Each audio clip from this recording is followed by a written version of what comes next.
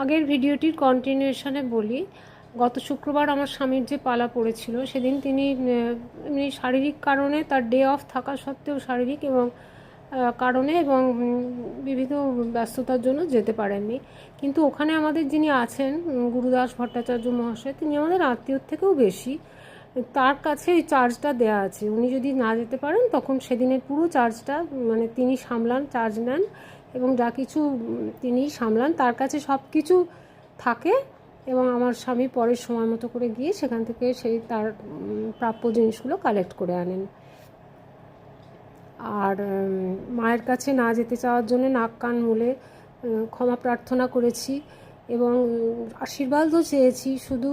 আমার জন্যে, আমার পরিবারের জন্যে তো বটেই, আমার সমগ্র ইউটিউব, আমার সমগ্র বিশ্ব পরিবারকে তিনি যেন